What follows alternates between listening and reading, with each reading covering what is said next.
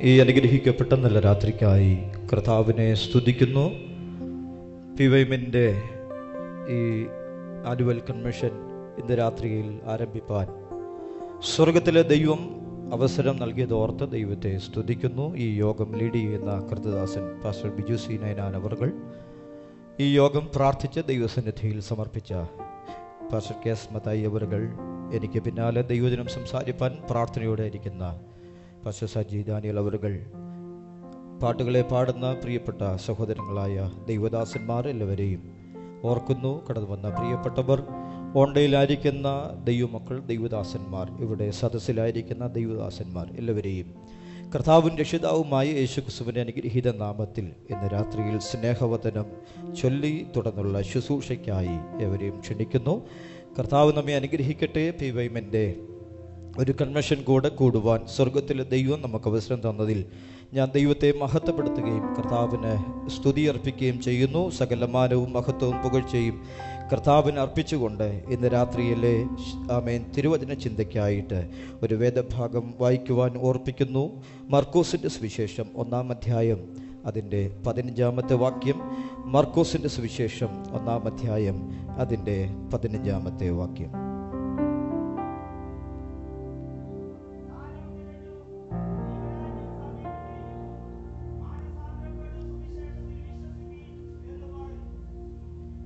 ഞാനോടൊന്ന് വായിക്കാം. കാലം തികഞ്ഞു, ദൈവരാജ്യം സമീപിച്ചിരിക്കുന്നു, മാനസാന്തരപ്പെട്ട് സുവിശേഷത്തിൽ വിശ്വസിപ്പീൻ.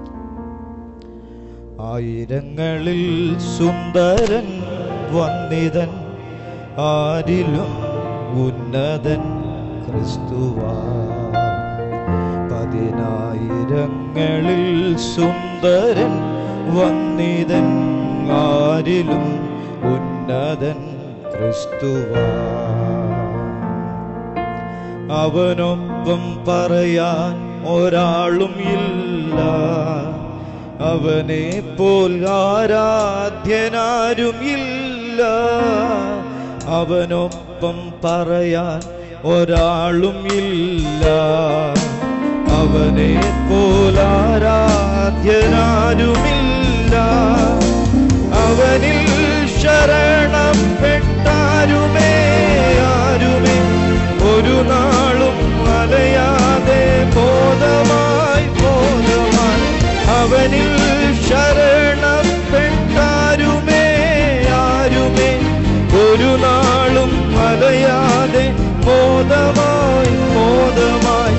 മരുവും മരുവിലും ശാന്തമായി. ആയിരങ്ങളിൽ സുന്ദരൻ വന്നിതൻ, ആരിലും ഉന്നതൻ ക്രിസ്തുവാ. 10,000ങ്ങളിൽ സുന്ദരൻ വന്നിതൻ, ആരിലും ഉന്നതൻ ക്രിസ്തുവാ.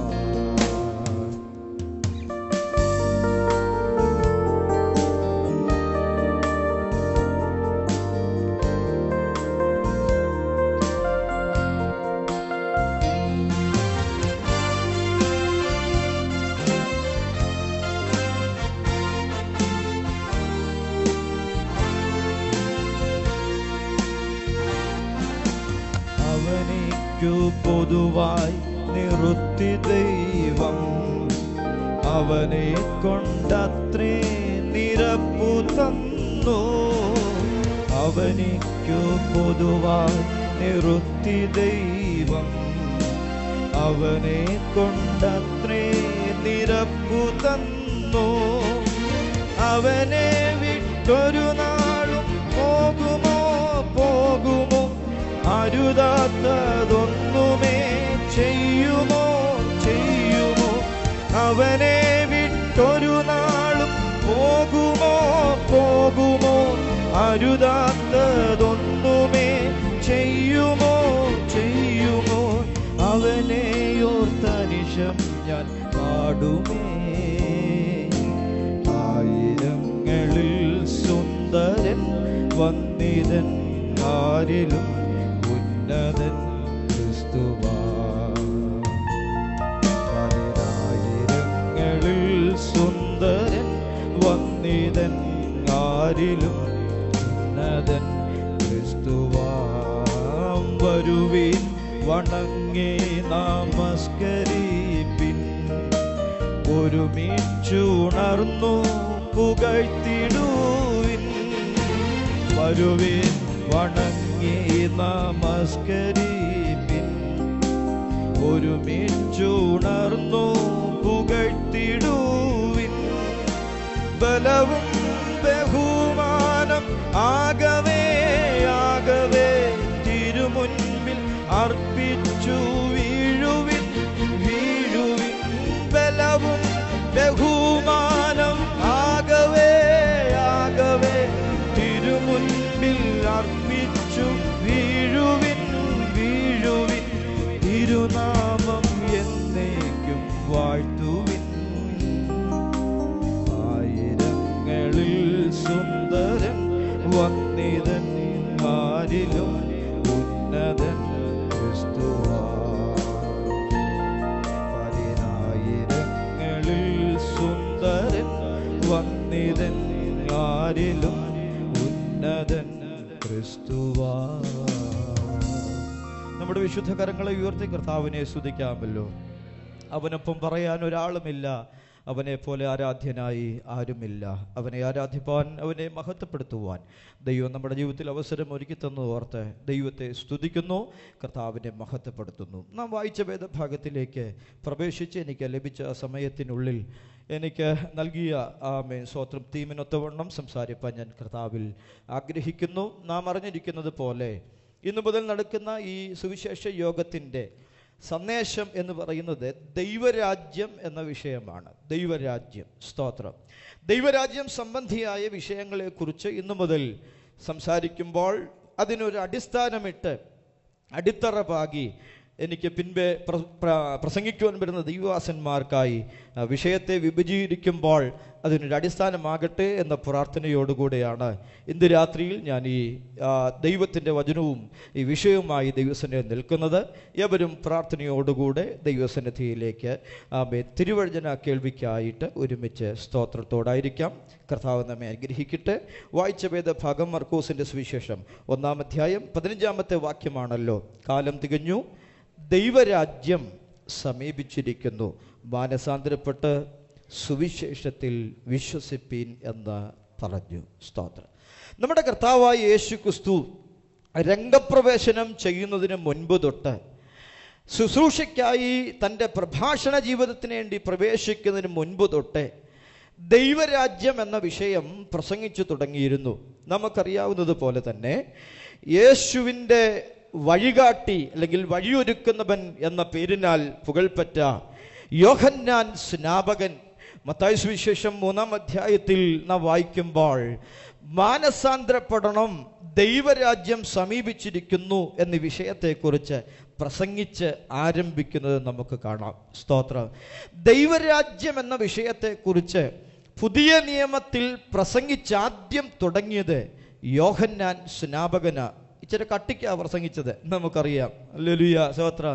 കട്ടി എന്ന് പറഞ്ഞാൽ വല്ലാത്ത കട്ടി തന്നെയായിരുന്നു. സ്തോത്രം. പ്രസംഗം കേട്ട് ഒത്തിരി പേര് സ്നാനപ്പെടാൻ വന്നപ്പോൾ അക്കൂട്ടത്തിൽ പരീശന്മാരും ന്യായശാസ്ത്രിമാരും ഒക്കെ സ്നാനപ്പെടാൻ വന്നു.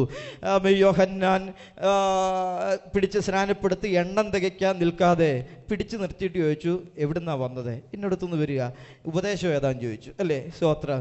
നിങ്ങളെ ഉപദേശിച്ചതാര്? സർപ്പസന്തതികള്, വരുവാനുള്ള കോപത്തിൽ നിന്ന് ഒഴിഞ്ഞു പോകുവാൻ നിങ്ങളെ ഉപദേശിച്ചതാരെ? ഉപദേശത്തിൻ്റെ ശക്തിയെ പ്രാപിക്കാതെ ദൈവരാജ്യത്തിൻ്റെ യഥാർത്ഥമായ സുവിശേഷം കൈക്കൊള്ളാതെ അതിനു വേണ്ട മാനസാന്തരം ജീവിതത്തിൽ വരാതെ എണ്ണം തികയ്ക്കാൻ ആരോ സ്നാനപ്പെടുന്നത് കണ്ടിട്ട് അതിൻ്റെ പുറകെ ഞങ്ങളും പെട്ടില്ലെങ്കിൽ പെട്ടുപോകുമല്ലോ എന്ന് കരുതി സ്നാനപ്പെടാൻ വന്നവരെ പിടിച്ചു നിർത്തി ഉപദേശം ചോദിച്ച വളരെ തീഷ്ണതയുള്ള തീവ്രമായ പ്രസംഗത്തിനുടമയായ യോഹന്നാൻ സ്നാപകനാൽ പ്രസംഗിച്ചു തുടങ്ങിയതാണ് ദൈവരാജ്യം എന്ന വിഷയം. ഇന്ന് തുടങ്ങിയതല്ല, സ്തോത്ര. ഇത് 2000 വർഷങ്ങൾക്ക് മുമ്പ് തുടങ്ങിയതാ, സ്തോത്ര. അതിനുശേഷം യേശു ക്രിസ്തു യോഹന്നാൻ തടവിലാക്കപ്പെട്ടു എന്നറിഞ്ഞപ്പോൾ യേശുവും പ്രസംഗിച്ചു തുടങ്ങി. അന്നു മുതൽ അവൻ ദൈവരാജ്യത്തെക്കുറിച്ച് പ്രസംഗിച്ചു തുടങ്ങി എന്ന് രേഖപ്പെടുത്തിയിട്ടുണ്ട്. സ്തോത്രം.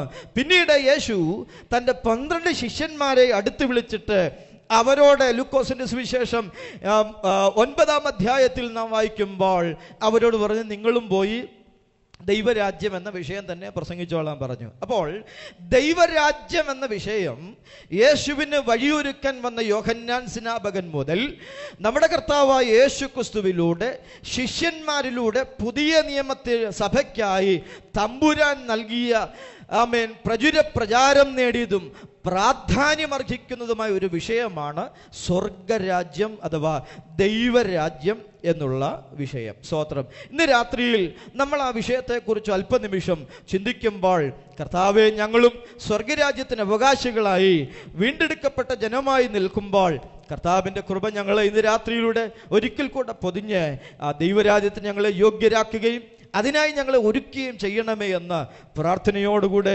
നമുക്ക് ദൈവസന്നിധിയിലായിരിക്കാം. ഒരിക്കൽ ഒരു ചെറുക്കൻ ഒരു പാസ്റ്റപ്പച്ചനോട് ചോദിച്ചു, അപ്പച്ച ഈ നരകത്തിൽ പോകാൻ ഞാൻ എന്ത് ചെയ്യണം? ലാസർ വി മാത്യു എന്ന ദൈവദാസൻ തൻ്റെ പ്രസംഗത്തിൽ പറഞ്ഞ ഒരു ഭാഗമാണ്, ഞാൻ അത് കേട്ട ഓർമ്മയിൽ നിന്നും പറയുന്നതാണ്. സ്തോത്രം. അപ്പോൾ അദ്ദേഹം 10 ക്ലാസ് പഠിച്ച് ആ പരിചയം വെച്ച്, അപ്പച്ചനാണെങ്കിൽ 3-ാം ക്ലാസ്സും ഒരു മുണ്ടുമാണ് അപ്പച്ചൻ്റെ യോഗ്യത. ആ വെള്ളമുണ്ടും 3-ാം ക്ലാസ്സുമായി നടക്കുന്ന അപ്പച്ചൻ്റെ അടുക്കൽ വന്ന് ഇച്ചിരി ക്ലാസ് കൂടുതൽ പഠിച്ച കൊച്ചൻ വന്ന് ചോദിച്ചു, അപ്പച്ച നരകത്തിൽ പോകാൻ ഞാൻ എന്ത് ചെയ്യണം? ആ ചോദ്യം ചോദിക്കുന്നത്, നരകത്തിൽ പോകാൻ ഞാൻ എന്ത് ചെയ്യണം? അപ്പച്ചൻ പറഞ്ഞു, ഒന്നും ചെയ്യണ്ടെന്ന് പറഞ്ഞു. പിന്നെ ഒന്നും ചെയ്യണ്ട, ഇങ്ങനെ അങ്ങ് പോയാൽ മതി എന്ന് പറഞ്ഞു. ഇങ്ങനെ പോയാൽ നിനക്ക് എവിടെ ചെന്നെത്താം? നരകത്തിൽ ചെന്നെത്താം. എന്നാൽ സ്വർഗരാജ്യത്തിൽ പ്രവേശിക്കണമെങ്കിൽ ഇങ്ങനെ പോയാൽ പോരാ. സ്തോത്രം. സ്വർഗരാജ്യത്തിലുള്ള പ്രവേശനം ഒരു മനുഷ്യനെ തൻ്റെ ജീവിത കാലഘട്ടത്തിൽ ദൈവത്തിങ്കിലേക്ക് തിരിച്ചുവിടുന്ന, ലോകത്തിൽ നിന്നും തിരിച്ച് ദൈവത്തിങ്കിലേക്ക് അവനെ അടുപ്പിക്കുന്ന, ദൈവത്തിങ്കിലേക്ക് തിരിക്കുന്ന പദ്ധതിയാണ് സ്വർഗരാജ്യത്തിൻ്റെ സുവിശേഷം എന്ന് പറയുന്നത്. ഹല്ലേലൂയ. സ്തോത്രം. അതുകൊണ്ടാണ് പാട്ടുകാർ പാടിയത്, സ്തോത്രം, നാട് വിട്ട് വീട് വിട്ട് നാമധേയ കൂട്ടം വിട്ട് ഒക്കെ ഇറങ്ങിയതിൻ്റെ കാരണം അവർ ഒക്കെ അറിഞ്ഞ ദൈവിക സത്യത്തിനു വേണ്ടി ലോകത്തിൻ്റെ മോഹങ്ങൾക്കും ലൗകികമായതിനും പുറകെ പോയതിൽ നിന്നും ദൈവികമായതും ആത്മീകമായതിനും പുറകിലേക്ക് ദൈവത്തിൻ്റെ വഴിയിലേക്ക് മാറി സഞ്ചരിക്കുന്നതിനെയാണ് ദൈവരാജ്യത്തിൻ്റെ സന്ദേശം അല്ലെങ്കിൽ മാനസാന്തരത്തിൻ്റെ സന്ദേശം ഉൾക്കൊള്ളുന്നത്. ഇന്ന് രാത്രിയിൽ നമ്മൾ ഈ ദൈവരാജ്യത്തിൻ്റെ സന്ദേശം ശ്രവിക്കുമ്പോൾ കർത്താവ് നമ്മയും പണിയട്ടെ എന്ന് പ്രാർത്ഥിക്കുന്നു. ഓൺലൈനിൽ ഞങ്ങളെ ശ്രദ്ധിക്കുന്നവരും വളരെ പ്രാർത്ഥനയോടും തികഞ്ഞ ദൈവാശ്രയ ബോധത്തോടും കൂടെ ആയിരിക്കണമെന്ന് ദൈവനാമത്തിൽ ഓർപ്പിക്കുന്നു. ഫിലിപ്പി ലേഖനം 2-ാം അധ്യായം അതിൻ്റെ 10-ാം വാക്യം നാം വായിക്കുമ്പോൾ പൗലോസ് അപ്പോസ്തലൻ ഫിലിപ്പി സഭയ്ക്ക് 3 ലോകത്തെക്കുറിച്ച് പരിചയപ്പെടുത്തുന്നുണ്ട്. നമുക്കറിയാം, സ്വർലോകം, ഭൂലോകം, അധോലോകം, 3 ലോകം. സ്തോത്രം. ഈ 3 ലോകത്തെക്കുറിച്ച് പരിചയപ്പെടുത്തുമ്പോൾ 1 സ്വർലോകം, 2 ഭൂലോകം, 3 അധോലോകം. സ്തോത്രം. ഇതിൽ സ്വർലോകം ഒഴിച്ച് ഭൂലോകവും അധോലോകത്തിലും വലുതോ ചെറുതോ ആയ അധികാരങ്ങളും അധികാരികളും വാഴുമ്പോൾ, വലുതോ ചെറുതോ ആയ അധികാരികളോ ഇല്ലാത്തതും ദൈവം താൻ അധികാരിയായിരുന്ന് ദൈവത്തിൻ്റെ പൂർണ്ണമായ അധികാരത്തിൻ്റെ കീഴിൽ, ദൈവത്തിൻ്റെ വ്യവസ്ഥയ്ക്ക് കീഴിൽ മാത്രം പോകുന്ന ഒരു രാജ്യമാണ് സ്വർഗരാജ്യം എന്ന് പറയുന്നത്. സ്തോത്ര. ഭൗമിക രാജ്യത്തിലും അധോലോകത്തിലും മറ്റ് അധികാരങ്ങൾ വാഴുന്നുണ്ട്. നമുക്കറിയാം, പൗലോസ് അപ്പോസ്തലൻ പറഞ്ഞത്, നമുക്ക് പോരാട്ടമുള്ളത് ജഡരക്തങ്ങളോടല്ല, പിന്നെ വാഴ്ചകളോട്. ആമേൻ. സ്തോത്രം. അപ്പോൾ വാഴ്ചകളുണ്ട്, അധികാരങ്ങളുണ്ട്. ഈ ഭൂമിയിൽ വാഴുന്ന വലുതും ചെറുതുമായ അധികാരങ്ങൾ നിലനിൽക്കുമ്പോൾ, അധോലോകത്തിൽ വലുതും ചെറുതുമായ അധികാരങ്ങൾ നിലനിൽക്കുമ്പോൾ, സകല വാഴ്ചകളെയും ഇറക്കിവിട്ട് സകല വാഴ്ചകൾക്കും മേലായ വാഴ്ചയുടെ ഏറ്റവും ഉത്തുംഗശൃംഗത്തിലിരിക്കുന്ന സ്വർഗത്തിലെ ദൈവം അരുളുന്നതും ചെറുതോ വലുതായ മറ്റൊരു അധികാരത്തിനും അധീനനും ഐഹികമല്ലാത്ത ഒരു രാജ്യമാണ് സ്വർഗരാജ്യം. 3 ലോകത്തിൽ വെച്ച് ഏറ്റവും ശ്രേഷ്ഠവും അവസാനിക്കാത്തതും നിലനിൽക്കുന്നതും സന്തോഷത്തിൻ്റെയും സമാധാനത്തിൻ്റെയും ദൈവകൃപയുടെയും കളിയാട്ടമാകുന്ന സ്വർഗരാജ്യം എന്ന വിഷയം ഈ ഭൂമിയിൽ ജീവിക്കുന്ന മനുഷ്യൻ അറിയുക എന്ന് പറയുന്നത് ഒരു ചെറിയ കാര്യമല്ല, അതൊരു വലിയ കാര്യമാണ്. ഇന്ന് രാത്രിയിൽ അത് അറിഞ്ഞ് ആ സ്വർഗരാജ്യത്തിന് വേണ്ടി തയ്യാറായി അതിൻ്റെ പദ്ധതിക്കായി വിളിച്ചു വേർതിരിക്കപ്പെട്ട നാം ദൈവത്താൽ അഭിമാനമുള്ളവരാകയാൽ വിശുദ്ധ കരങ്ങളെ ഉയർത്തി കർത്താവിനെ സ്തുതിക്കാമല്ലോ. ഹല്ലേലൂയ. അപ്പോൾ സ്വർഗരാജ്യം എന്ന ആ ദൈവാധികാരത്തിൻ്റെ കീഴിലുള്ള ആ രാജ്യത്തിലേക്ക് നമ്മെ ആക്കി വെച്ച സ്നേഹത്തിനായി ഞാൻ സ്തോത്രം ചെയ്യുന്നു, ദൈവത്തെ സ്തുതിക്കുന്നു. സ്തോത്രം. ദൈവരാജ്യം എന്ന വിഷയം നാം പഠിക്കുമ്പോൾ അത്യന്താപേക്ഷിതമായി പഠിക്കേണ്ട ഒരു കാര്യം ദൈവരാജ്യം എന്തല്ല എന്ന് പഠിക്കണം. സ്തോത്രം. എന്താണ് എന്ന് പഠിക്കുന്നതിനേക്കാൾ നല്ലത് എന്തല്ല എന്ന് പെട്ടെന്ന് മനസ്സിലാകും, അല്ലേ? ആ പുള്ളി എങ്ങനെയുണ്ടെന്ന് ചോദിച്ചു കഴിഞ്ഞാൽ പുള്ളി കള്ളനല്ല എന്ന് പറഞ്ഞാൽ അതിനകത്തെല്ലാം ഉണ്ട്. സ്തോത്രം. എന്ന് പറയുന്നത് പോലെ ദൈവരാജ്യം എന്തല്ല, എന്താണെന്ന് പറഞ്ഞാൽ എന്തല്ലെന്ന് പറയാതിരിക്കുന്നിടത്തോളം കാലം അത് പൂർണ്ണമായി ഗ്രഹിക്കാൻ കഴിയത്തില്ല. സ്തോത്രം. എന്തല്ല എന്ന് പറയുമ്പോഴാണ് അതെന്താണ് എന്നുള്ളത് നമുക്ക് വ്യക്തമായി ബോധ്യം വരുന്നത്. നമ്മുടെ കർത്താവായ യേശു ക്രിസ്തു ശിഷ്യന്മാരോട് പറയുന്ന യോഹന്നാന്റെ സുവിശേഷം 18-ാം അധ്യായം 36-ാമത്തെ വാക്യത്തിൽ തമ്പുരാൻ നേരിട്ട് പറയുന്ന ഒരു പ്രസ്താവനയുണ്ട്. ദൈവരാജ്യം എന്തല്ല, ഐഹികമല്ല. സ്തോത്രം. ഒന്നാമത്തെ നമ്മുടെ ചിന്ത ദൈവരാജ്യം എന്തല്ല എന്ന് പഠിക്കുമ്പോൾ ദൈവരാജ്യം ഐഹികമല്ല. എന്ന് പറഞ്ഞാൽ ഈ ലോകത്തിൻ്റെ വ്യവസ്ഥകൾ, ലോകത്തിൻ്റെ ഞെരുക്കങ്ങൾ, ലോകത്തിൻ്റെ പ്രതിസന്ധികൾ, ലോകത്തിൻ്റെ പ്രശ്നങ്ങൾ നിറഞ്ഞ ലൗകികമായ ഐഹികമായ ജീവിതമല്ല, അല്ലെങ്കിൽ ദേശമല്ല സ്വർഗരാജ്യം എന്നുള്ളതാണ് അതിൻ്റെ ആത്യന്തികമായ അർത്ഥം. സ്വർഗരാജ്യം ഐഹികമല്ല. സ്വർഗരാജ്യം ഐഹികമല്ലെങ്കിൽ പിന്നെന്തായിരിക്കും? സ്വർഗരാജ്യം ആത്മീകമായിരിക്കും. സ്തോത്രം. യേശുവിന് വഴികാട്ടാൻ വന്ന, യേശുവിൻ്റെ മുൻപിൽ നിന്നുകൊണ്ട് പ്രസംഗിച്ച്, മരുഭൂമിയിൽ നിന്നും യേശുവിനെ കുറിച്ച് പ്രസംഗിച്ച്, ഇതാ ലോകത്തിൻ്റെ പാപത്തെ ചുമക്കുന്ന ദൈവത്തിൻ്റെ കുഞ്ഞാട് എന്ന് സകലരും കേൾക്കെ ഉറക്കെ വിളിച്ചു പറഞ്ഞ യോഹന്നാൻ സ്നാപകൻ പോലും പ്രതീക്ഷിച്ചത് ദൈവരാജ്യം ഐഹികമായിരിക്കുമെന്ന. സ്തോത്രം. യേശു ക്രിസ്തു തൻ്റെ ശുശ്രൂഷ ആരംഭിച്ചു. തൻ്റെ ശുശ്രൂഷയുടെ മഹാത്മ്യം വെളിപ്പെടുത്തിക്കൊണ്ടിരിക്കുമ്പോൾ താൻ ആഗ്രഹിച്ചതുപോലെ ഐഹികമായ പ്രവർത്തനങ്ങളൊന്നും വെളിപ്പെടാഞ്ഞപ്പോൾ ശിഷ്യന്മാരെ പറഞ്ഞു വിട്ടു. ഞാൻ പ്രസംഗിച്ച അബദ്ധമായോ എന്ന് പുള്ളിയോട് പോയി ചോദിക്കാൻ പറഞ്ഞു. സ്തോത്രം. ഞാൻ വേറെ വല്ലവരെയായിരുന്നു ചൂണ്ടിക്കാണിക്കേണ്ടത്, അബദ്ധം പറ്റിയോ ചോദിച്ചേ. ഞങ്ങൾ വേറെ വല്ലവരെയും ജയിലിൽ ചാടണമെന്നാണ് ചോദിച്ചത്. ജയിലിൽ ചാടണോ? ഞാൻ ഇവിടുന്ന് ചാടി അടുത്ത പ്രസംഗം നടത്തണമെന്നാണ്. സ്തോത്രം. കാരണം ഐഹികമായ കാഴ്ചപ്പാടിൽ ദൈവരാജ്യത്തെയും ദൈവരാജ്യം വിഭാവനം ചെയ്ത് യേശുവിനെയും കീറിമുറിച്ചു നോക്കിയപ്പോൾ യോഹന്നാൻ സ്നാപകന് മനസ്സിലായി താൻ ചിന്തിക്കുന്നത് പോലല്ല ഈ ജീവിതം പോകുന്നത്. അതുകൊണ്ടാണ് ചോദിച്ചാൽ ഞങ്ങൾ വേറെ വല്ലവരും നോക്കണോ, തിരക്കണോ, അന്വേഷിക്കണോ എന്ന് ചോദിച്ചത്. സ്തോത്രം. കാരണം ദൈവരാജ്യം ഐഹികമല്ല. സ്തോത്രം. ദൈവരാജ്യം ഐഹികമല്ലെങ്കിൽ ഞാൻ മുമ്പ് പറഞ്ഞതുപോലെ ദൈവരാജ്യം എന്തായിരിക്കും? ആത്മീകമാണ്. ദൈവരാജ്യം ആത്മീകമായതിൻ്റെ കാരണം എന്താ എന്ന് ചോദിച്ചാൽ ഒറ്റ ഉത്തരവേ ഉള്ളൂ. ദൈവം ആത്മാവാകുന്നു. ദൈവം ആത്മാവാകുന്നു. ദൈവ ആത്മാവാണെങ്കിൽ അവൻ്റെ രാജ്യവും എന്തായിരിക്കും? ആത്മീകമായിരിക്കും. അതുകൊണ്ട് നമ്മെ ദൈവം ഐഹിക ലോകത്തിൽ നിന്നും അല്ലെങ്കിൽ ലൗകിക ജീവിതത്തിൽ നിന്നും വിളിച്ചു വേർതിരിച്ച് തമ്പുരാന്റെ മുമ്പിലേക്ക് കൊണ്ടുവരുമ്പോൾ ദൈവത്തിൻ്റെ പരമമായ ലക്ഷ്യമെന്ന് പറയുന്നത് നാം ആത്മീകരായി തീരുക എന്നുള്ളതാണ്. ഇന്ന് രാത്രി രക്ഷിക്കപ്പെട്ടിട്ടും സ്നാനപ്പെട്ടിട്ടും ദൈവകൃപയെ ആസ്വദിച്ചിട്ടും നമ്മുടെ ജീവിതത്തെ ഐഹികമായ ചിന്തകൾ കൊണ്ട് ഭാരപ്പെടുകയും പ്രയാസപ്പെടുകയും അതിൻ്റെ നെടുവീർപ്പിനാൽ ജീവിതത്തെ വെറുപ്പോടെ സമീപിക്കുകയും ചെയ്യുന്നുണ്ടെങ്കിൽ ഇന്ന് രാത്രി ഒരു കാര്യം ഞാൻ വിളിച്ചു പറയാം. ദൈവരാജ്യം ഐഹികമല്ല. ഇവിടുത്തെ ഞെരുക്കങ്ങളോ കഷ്ടങ്ങളോ ചിന്തകളോ ഇവിടുത്തെ ഭാരങ്ങളോ ഒന്നും ദൈവരാജ്യത്തിൻ്റെ ആമേൻ കെട്ടുപണിക്ക് തടസ്സമല്ല എന്ന് പൗലോസ് അപ്പോസ്തലൻ വിശ്വസിച്ചതുപോലെ നാമും വിശ്വസിക്കേണ്ടതിന് പൗലോസ് അപ്പോസ്തലൻ പറഞ്ഞത് ഇങ്ങനെയാണ്: നമ്മിൽ വെളിപ്പെടുവാനുള്ള തേജസ് വിചാരിച്ചാൽ ഈ കാലത്തിലെ കഷ്ടമൊന്നും സാരമല്ല. Praise the lord. ഹല്ലേലൂയ. കർത്താവ് പറഞ്ഞു, ലോകത്ത് നിങ്ങൾക്ക് എന്തുണ്ട്? കഷ്ടമുണ്ട്. കഷ്ടം ഇല്ല എന്ന് പറഞ്ഞ് ആരും ഇറങ്ങണ്ട, കഷ്ടമുണ്ട് എന്ന് പറഞ്ഞ് എഴുതി ഇറങ്ങിയാൽ മതി. പക്ഷേ ഒരു കാര്യമുണ്ട്, ഞാൻ ലോകത്തെ ജയിച്ചിരിക്കുന്നു. ജയിച്ചവൻ കൂടെയുണ്ടെങ്കിൽ കഷ്ടതകളിൽ കൂടെ നിൽക്കുന്നവൻ്റെ ആമേൻ ജയം നമുക്കും അവകാശമായി കിട്ടും. ഹല്ലേലൂയ. അതുകൊണ്ട് ദൈവരാജ്യം ഐഹികമല്ലാത്തത് കൊണ്ട് ഐഹികമായ ചിന്തകളും ഐഹികമായ താല്പര്യങ്ങളും ഐഹികമായ മോഹങ്ങളും ദൈവരാജ്യത്തിന് സ്തോത്രം ഭൂഷണമല്ല.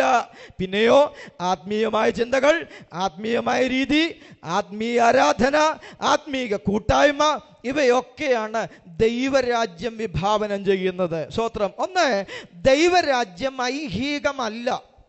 സ്തോത്രം. ദൈവരാജ്യം ഐഹികമല്ല എന്ന് യേശുക്രിസ്തു പ്രസംഗിക്കുന്നതിന് മുൻപ് നിക്കോദിമോസ് എന്ന് പറയുന്ന ഒരു വന്യവയോധികനായ മനുഷ്യൻ യേശുവിൻ്റെ അടുക്കൽ രായ്ക്കിരാവാനം കയറി വരികയാ. തലയിൽ ഒരു തോർത്തൊക്കെട്ട് ആയിരിക്കാം വന്നത് എന്ന് ഞാൻ ചിന്തിക്കുന്നു. ആരും കാണാതെ പകല് സ്റ്റാറ്റസ് ഉള്ള മനുഷ്യനാ. പള്ളിയിൽ പോകണം, അവിടെ മുമ്പിൽ നിന്ന് ബഹളം വെക്കണം, കർത്താവിനെ തള്ളിപ്പറയെന്ന് പറയും, പുച്ഛയ്ക്കെന്ന് പറയും, കൂട്ടത്തിൽ നിന്ന് ചിരിക്കണം, കൈയടിക്കണം. കാര്യമൊക്കെ ശരിയാണെങ്കിലും അങ്ങയുടെ അകത്തൊരു വല്ലാത്ത വ്യാപാരം തിളകിക്കളയുന്നത് കൊണ്ട് രാത്രിയിൽ ആരും കാണാതെ ഒരുമാതിരിപ്പെട്ട പരീക്ഷന്മാരെല്ലാം ഉറങ്ങിക്കഴിഞ്ഞപ്പോൾ ആശാൻ എഴുന്നേറ്റ് യേശുവിൻ്റെ അടുക്കൽ വന്ന് ചോദിക്കുക, എനിക്ക് ആ ദൈവരാജ്യം അവകാശമാക്കുവാൻ, ആ നിത്യജീവനെ അവകാശമാക്കുവാൻ ഞാൻ എന്ത് ചെയ്യണം? കർത്താവ് പറഞ്ഞു, ഒറ്റ കാര്യമേ ഉള്ളൂ, ആത്മാവിൽ ജനിക്കണം. ഹല്ലേലൂയ. ആത്മാവിൽ ജനിക്കണം. വെള്ളത്താലും ആത്മാവിനാലും ജനിച്ചില്ല എങ്കിൽ ദൈവരാജ്യം അവകാശമാക്കുവാൻ കഴിയത്തില്ല. എന്ന് പറഞ്ഞാൽ ആത്മാവിൽ ജനിക്കണം. ഹല്ലേലൂയ. ആത്മാവിൽ ജനിക്കണം എന്ന് പറഞ്ഞപ്പോൾ നിക്കോദിമോസ് തിരിച്ചൊരു ചോദ്യം, മനുഷ്യൻ പ്രായമായ ശേഷം വീണ്ടും അമ്മയുടെ ഉദരത്തിൽ കിടന്ന് ഉരുവാകുന്നതെങ്ങനെ? കർത്താവ് പറഞ്ഞു, അങ്ങനെയല്ല, വീണ്ടും ജനിക്കണം. വീണ്ടും ജനിക്കണം. ഇതിനകത്തിരിക്കുന്ന ആരും വീണ്ടും ജനനം പ്രാപിക്കാത്തവരല്ല. എല്ലാവരും വീണ്ടും ജനനം പ്രാപിച്ചവരാണ് എന്ന് എനിക്കറിയാമെങ്കിലും നമ്മുടെ ഓൺലൈനിലൂടെയും ഈ സന്ദേശം പോകുന്നത് കൊണ്ട് ഞങ്ങളെ ശ്രദ്ധിക്കുന്ന പ്രിയരെ, വീണ്ടും ജനനം പ്രാപിക്കുക എന്നത് ഒരാത്മാവിൽ ജനിക്കുക എന്നുള്ള സന്ദേശമാണ്. പത്രോസ് അപ്പോസ്തലൻ പറയുന്നത്, കെടുന്ന ബീജത്താലല്ല, കെടാത്തതും നിലനിൽക്കുന്നതുമായ ദൈവത്തിൻ്റെ വചനത്താൽ, കർത്താവിൻ്റെ വചനത്താൽ, ദൈവവചനത്താൽ അത്രേ നിങ്ങൾ വീണ്ടും ജനിച്ചിരിക്കുന്നു. എന്ന് പറഞ്ഞാൽ ആത്മലോകത്തിലേക്ക്, സ്വർഗരാജ്യത്തിലേക്ക്, ദൈവരാജ്യത്തിലേക്ക് ഒരുവന് പ്രവേശനം സാധ്യമാകണമെങ്കിൽ ഐഹിക ലോകത്തിൽ ജീവിക്കുന്ന ഒരു മനുഷ്യൻ എങ്ങനെ ദൈവരാജ്യം സാധ്യമാകുമെന്ന് ചോദിച്ച ചോദ്യത്തിന് യേശു കൊടുത്ത മറുപടിയാണ്, ആത്മാവിൽ ജനിക്കണം. സ്തോത്രം. എന്ന് പറഞ്ഞാൽ വീണ്ടും ജനിക്കണം. എന്തിനാണ് വീണ്ടും ജനിക്കുന്നത്? ഒരു കാര്യം വീണ്ടും ചെയ്യണമെന്നുണ്ടെങ്കിൽ ഒന്നാമത്തത് എന്ത് ചെയ്ത് കാണും? പരാജയപ്പെട്ടു പോയി കാണും, അല്ലേ? പുനരുദ്ധാരണം എന്ന് പറയുമ്പോൾ ഒരിക്കൽ പണിതത് എങ്ങനെയോ കാലപ്പഴക്കമോ എന്തൊക്കെയോ പ്രശ്നം വന്ന് ഇടിഞ്ഞോ പൊളിഞ്ഞോ ഒക്കെ പോയി ഓൾ കമ്മിറ്റി കൂടി പറഞ്ഞു, നമുക്കിതൊന്ന് പുനരുദ്ധരിക്കണം, വീണ്ടും അതിനെ ഉദ്ധരിക്കുക, പുനരുദ്ധരിക്കുക. ഇതുപോലെ വീണ്ടും ജനനത്തിൻ്റെ ആവശ്യം എന്താ? ഒന്നാം ജനനം പരാജയപ്പെട്ടു പോയി. ഒന്നാം ജനനം എന്ത് ചെയ്തു? പരാജയപ്പെട്ടു പോയപ്പോൾ ദൈവത്തിന് മനുഷ്യനായ ദാവീദ് ദൈവസന്നിധിയിൽ നിന്ന് വിളിച്ചു പറയുന്നു, ഇതാ ഞാൻ അകൃത്യത്തിൽ ഉരുവായി, പാപത്തിൽ എൻ്റെ അമ്മ എന്നെ ഗർഭം ധരിച്ചു. അകൃത്യത്തിൽ ഉരുവായി, പാപത്തിൽ ഗർഭം ധരിച്ച് അകൃത്യത്താലും പാപത്താലും ജനിക്കപ്പെട്ട മനുഷ്യനെ എഫേസ്യ ലേഖനക്കാരനായ പൗലോസ് പറയുന്നത് പോലെ അതിക്രമങ്ങളാലും പാപങ്ങളാലും മരിച്ചവരായിരുന്ന നമ്മെ അവൻ ക്രിസ്തുയേശുവിനോടുകൂടെ ഉയർത്തെഴുന്നേൽപ്പിച്ചു. ഹല്ലേലൂയ. ഒന്നാം ജനനം പരാജയപ്പെട്ടു പോയപ്പോൾ, പാപം നിമിത്തം, അനുസരണക്കേട് നിമിത്തം പരാജയപ്പെട്ടു പോയപ്പോൾ, നിത്യജീവൻ അവകാശിയായിരുന്ന മനുഷ്യൻ മരണത്തിന് അധീനനായി തീർന്നത് കൊണ്ട് നിത്യജീവൻ നൽകുവാൻ തന്റെ ഏകജാതനായ പുത്രനിൽ വിശ്വസിക്കുന്നവനും നശിച്ചു പോകാതെ നിത്യജീവൻ പ്രാപിക്കേണ്ടതിന് ദൈവം അവനെ നൽകിയപ്പോൾ, ആ നൽകപ്പെട്ടവൻ എന്ന് പറയുന്നത് ഒന്നാം ജനനം പരാജയപ്പെട്ടു പോയത് കൊണ്ട് നീ വീണ്ടും ജനിക്കണം. അത് പുരുഷന്റെ ഇഷ്ടത്താലല്ല, അത് ജഡത്തിന്റെ ഇഷ്ടത്താലല്ല, പിന്നെയോ ദൈവത്തിന്റെ വചനത്താൽ നിങ്ങൾ വീണ്ടും ജനിക്കണമെന്ന് പത്രോസ് പറയുമ്പോൾ ഇന്ന് രാത്രിയിൽ ദൈവരാജ്യത്തിന്റെ സന്ദേശത്തിന്റെ ആരംഭം ഇങ്ങനെയാണ്. ദൈവരാജ്യം ഐഹികമല്ലെങ്കിൽ അത് ആത്മീകമാണെങ്കിൽ അത് പ്രാപിക്കാൻ ആത്മാവിൽ ജനിച്ചേ മതിയാകൂ. യേശുവിന്റെ ജനനം മത്തായി സുവിശേഷം 1-ാം അധ്യായം 20-ാമത്തെ വാക്യത്തിൽ എഴുതിയിരിക്കുന്നത്, അവളിൽ ഉൽപ്പാദിതമായത് പരിശുദ്ധാത്മാവിനാലാകുന്നു. സ്തോത്രം. യോഹന്നാൻ അപ്പോസ്തലൻ പറഞ്ഞു, വചനം ജഡമായതാണ്. അപ്പോൾ ഇത് രണ്ടും കൂടെ നമുക്കൊന്ന് ചിന്തിച്ചാൽ, വചനവും പരിശുദ്ധാത്മാവും കൂടെ സമ്മേളിച്ച്, സ്തോത്ര, വചനവും പരിശുദ്ധാത്മാവും കൂടെ മറിയയുടെ ഉദരത്തിൽ സമ്മേളിച്ച് ക്രിസ്തു ഉരുവാകുകയാണ് ചെയ്തത്. സ്തോത്രം. അതുപോലെ വിശ്വാസം കേൾവിയാലും, കേൾവി ക്രിസ്തുവിൻ്റെ വചനത്താലും വരുന്നു എന്ന തിരുവെഴുത്തിനെ അടിസ്ഥാനപ്പെടുത്തി ക്രിസ്തുവിൻ്റെ വചനം കേട്ട് അത് വിശ്വാസമായി പരിണമിച്ച്, ആ വിശ്വാസവും പരിശുദ്ധാത്മാവിനാലല്ലാതെ ഒരുവൻ യേശുവിനെ കർത്താവെന്ന് പറയത്തില്ല എന്ന് കൊരിന്ത്യ ലേഖനത്തിൽ പൗലോസ് അപ്പോസ്തലൻ പറയുന്ന വാക്യത്തെയും കൂടെ ചേർത്ത് വെച്ചാൽ, ആത്മാവും വചനവും ഒരുവൻ്റെ ഹൃദയത്തിൽ ഒരുമിച്ച് ചേർന്ന് അതിൻ്റെ പ്രവർത്തനം നടക്കുമ്പോൾ അതിൻ്റെ പുറത്തൊരു പ്രതിപ്രവർത്തനം നടക്കും. അതിനെയാണ് വീണ്ടും ജനനം എന്ന് പറയുന്നത്. സ്തോത്രം. Price the Lord. വീണ്ടും ജനനം പ്രാപിച്ചു കഴിയുമ്പോൾ അവൻ ആത്മലോകത്തിലേക്ക് പ്രവേശിക്കുന്നു. ആ ആത്മലോകത്തിലേക്ക് പ്രവേശിക്കുമ്പോൾ അവനൊരു പുതിയ ജീവിതത്തിനുടമയാകുന്നു. ഒരു സ്ത്രീയുടെ ഉള്ളിൽ ഒരു കുഞ്ഞ് ഉരുവായി കഴിയുമ്പോൾ വീട്ടുകാർ പ്രത്യേകം പറയും, നടക്കുന്നത് നോക്കണം, ഇരിക്കുന്നത് നോക്കണം, കഴിക്കുന്നത് നോക്കണം, വലിച്ചു വാരി തിന്നരുത്, ചാടി ഓടി നടക്കരുത്, ഇരിക്കുന്നത് കിടക്കുന്നത് എല്ലാം ശ്രദ്ധിച്ചോണം. കാരണം നീ ഇതുവരെയും ഒറ്റയ്ക്കായിരുന്നു.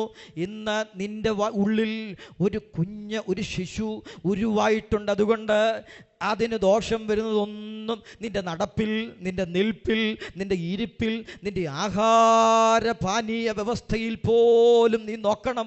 എന്ന് പറഞ്ഞാൽ ഈ ലോകത്തിലെ ഒരു അമ്മ തൻ്റെ വയറ്റിൽ ഒരു കുഞ്ഞുരുവാകുമ്പോൾ തൻ്റെ നടപ്പിനെ ക്രമപ്പെടുത്തുന്നെങ്കിൽ, തൻ്റെ ജീവിതത്തെ ക്രമപ്പെടുത്തുന്നെങ്കിൽ, തൻ്റെ ആഹാര രീതികളെ ക്രമപ്പെടുത്തുന്നെങ്കിൽ, തൻ്റെ പാനീയ ജീവിതത്തെ ക്രമപ്പെടുത്തുന്നുവെങ്കിൽ, തൻ്റെ കിടപ്പിനെ ക്രമപ്പെടുത്തുന്നുവെങ്കിൽ, ഒരുവൻ്റെ ഉള്ളിലേ ശൂരുവായാൽ അവനെ എത്രയധികം ക്രമപ്പെടണം. ഇന്ന് രാത്രിയിൽ ഈ സന്ദേശം കേൾക്കുമ്പോൾ ക്രിസ്തു ഹൃദയത്തിൽ ഉരുവായിട്ടുണ്ടെങ്കിൽ ജീവിതത്തെ ക്രമപ്പെടുത്തണം. ആഹാര കാര്യങ്ങളിൽ ക്രമപ്പെടുത്തുന്നത് പോലെ, പാനീയ കാര്യങ്ങളിൽ ക്രമപ്പെടുത്തുന്നത് പോലെ നടപ്പിൽ ക്രമം വേണം, ഇരിപ്പിൽ ക്രമം വേണം, നിൽപ്പിൽ ക്രമം വേണം. ഒച്ച വെക്കരുത്, സംസാരിക്കരുത്, ഒക്കെ പറയുന്നത് പോലെ ജീവിതത്തിൽ സമൂലമായ മാറ്റമുണ്ടാകും. എപ്പോഴാ? പരിശുദ്ധാത്മാവും ദൈവവചനവും ഒരുവന്റെ ഉള്ളിൽ സമ്മേളിച്ചവനിൽ യേശു ഉരുവാകുന്നു. യേശു ഒരുവനിൽ ഉരുവാകുമ്പോൾ നാം ക്രിസ്തുവിൽ ജനിക്കുന്നു. സ്തോത്രം. ഇത് രണ്ടും കൂടെ ഒരുമിച്ച് നടക്കുമ്പോൾ വീണ്ടും ജനനം സാധ്യമായി കഴിഞ്ഞു. സ്തോത്രം. Price the lord. ഹല്ലേലൂയ. വീണ്ടും ജനനം സാധ്യമായി കഴിഞ്ഞാൽ പൗലോസ് അപ്പോസ്തലൻ പറയുന്നത്, ജഡമോ ഒന്നാമത്തേത്, ആത്മാവ് ആത്മീകനോ പിന്നത്തേതിൽ വരുന്നു എന്ന്. ആമേ. സ്തോത്രം. എന്ന് പറഞ്ഞാൽ നമ്മൾ ജനിച്ച് ഒരു 10, 18, 20, 25, 30, 35, 40, 50, 80 ആ പ്രായമായിരിക്കുമ്പോഴായിരിക്കും രക്ഷിക്കപ്പെടുന്നത് എന്നിരിക്കട്ടെ. ഇപ്പം ഞാൻ രക്ഷിക്കപ്പെട്ടത് ഒരു 21 വയസ്സിലാണെന്നിരിക്കട്ടെ. എൻ്റെ ജഡമനുഷ്യൻ്റെ പ്രായം 21.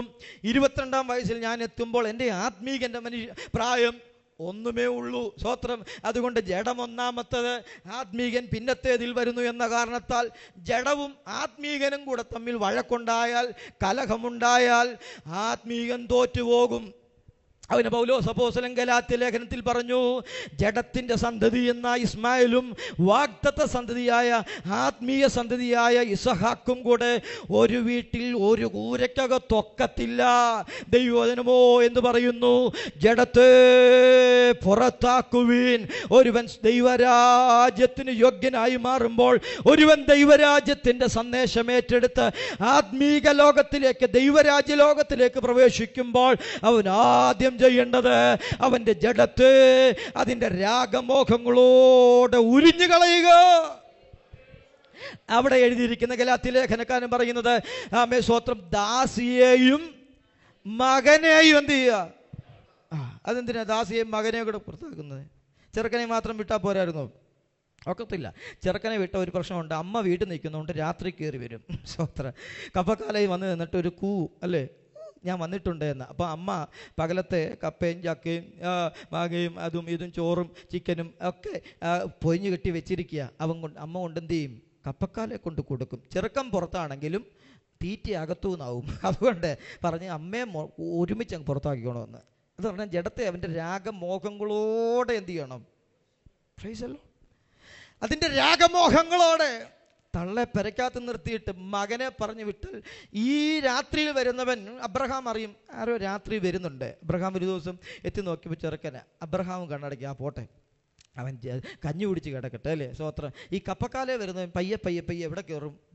പിന്നെ അവൻ അകത്ത് കയറും. പിന്നെ അവൻ അവിടുത്തെ ആളാകും. പിന്നെയും ഇസഹാക്കുമായിട്ട് വഴക്കുണ്ടാക്കും. പിന്നെയും ബഹളമാകും. അതുകൊണ്ട് ഗലാത്യ ലേഖനക്കാരൻ ആ വാക്യത്തെ എടുത്ത് കൃത്യമായിട്ട് വ്യാഖ്യാനിച്ചു. തിരുവെടുത്തോ എന്തു പറയുന്നു? ദാസിയെയും മകനെയും പുറത്താക്കുക.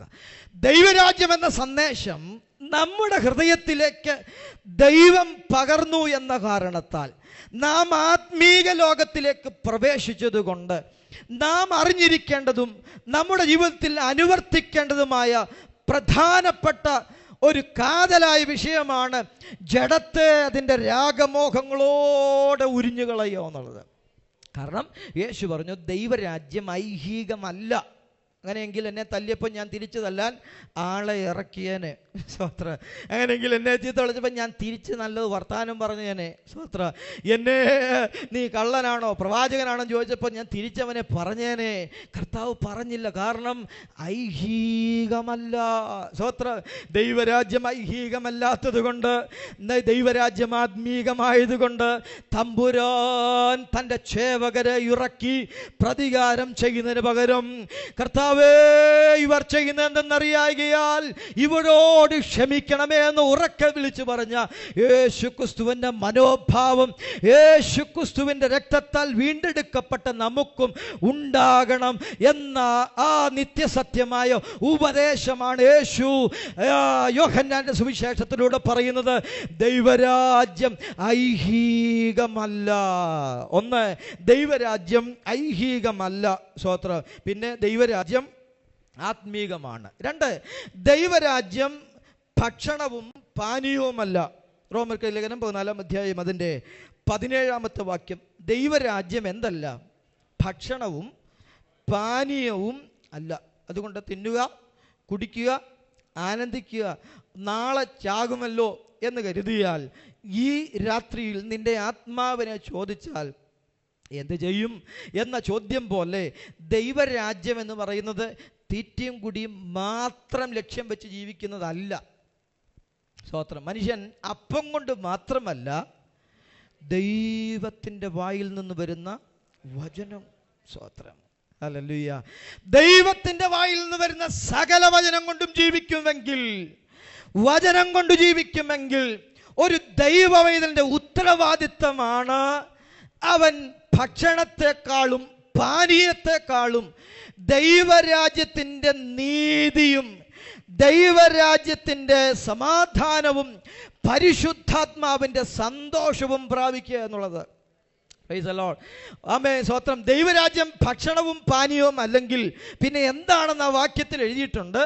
നീതിയും സമാധാനവും പരിശുദ്ധാത്മാവിൽ സന്തോഷവും അത്രേ.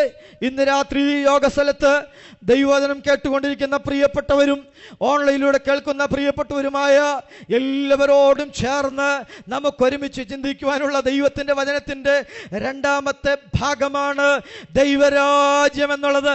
പരിശുദ്ധാത്മാവിലുള്ള സന്തോഷമാണ്. നീതി സമാധാനം എന്ന വിഷയത്തെ അവിടെ ഞാൻ അമക്കി വെച്ചുകൊണ്ട് പരിശുദ്ധാത്മാവിൽ സന്തോഷം എന്ന വിഷയത്തെ ഊന്നൽ നൽകുവാൻ ഞാൻ അല്പനിമിഷം ശ്രമിക്കുന്നു. നമ്മുടെ സന്തോഷം പരിശുദ്ധാത്മാവിനാലായിരിക്കണം. ആമേൻ, സ്തോത്രം. ക്രിസ്തുവിൽ തന്നെ ആയിരിക്കട്ടെ, ദൈവത്തിൽ തന്നെ ആയിരിക്കട്ടെ.